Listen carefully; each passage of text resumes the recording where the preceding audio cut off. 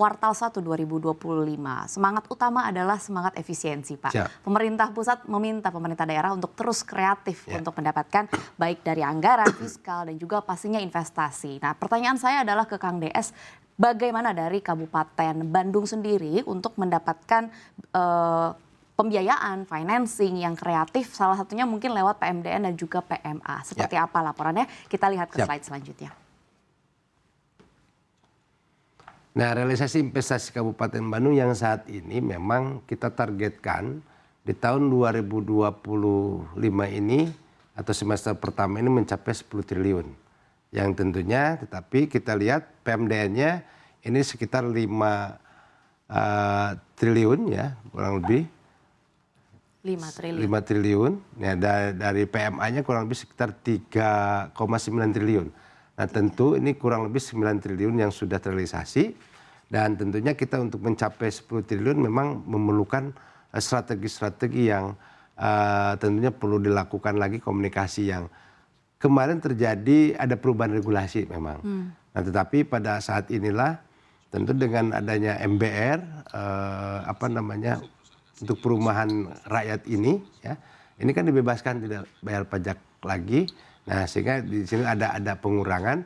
Tapi yang jelas untuk realisasi investasi Kabupaten Bandung kita dorong, bahkan bukan hanya lokal, regional, bahkan internasional. Kenapa? Karena kami juga ada beberapa inovasi yang tentunya menjadi harapan dan impian.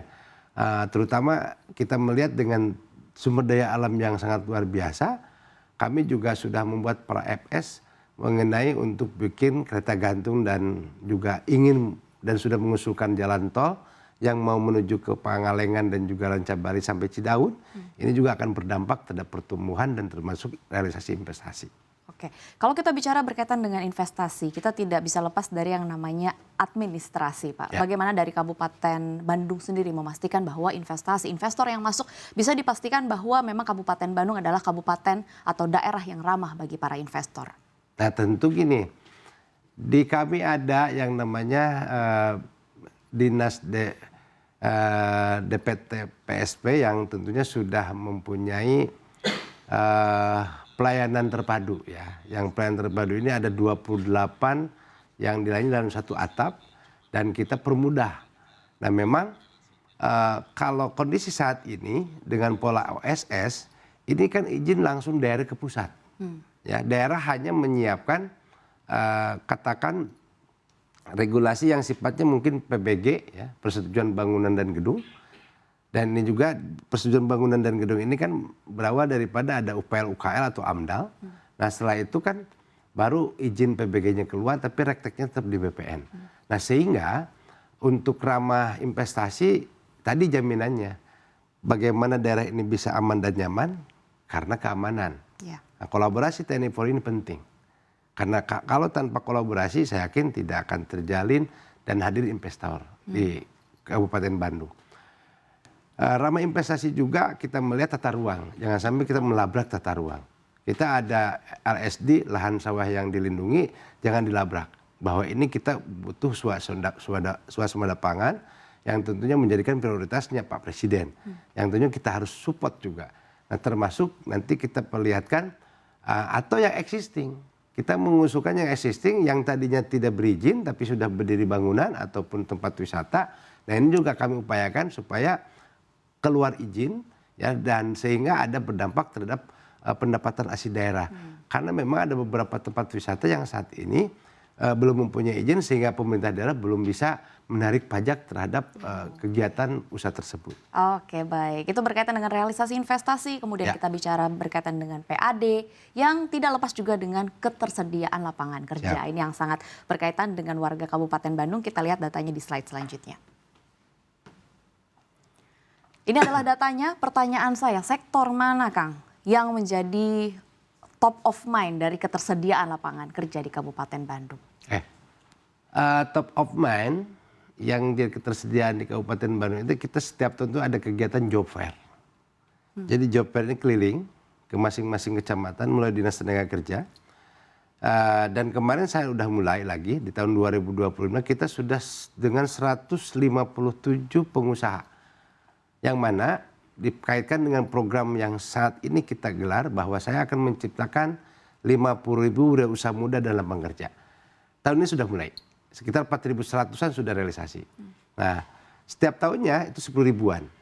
Dari mana untuk merealisasi itu? Kami sudah kerjasama dengan Jepang dan Korea, ya.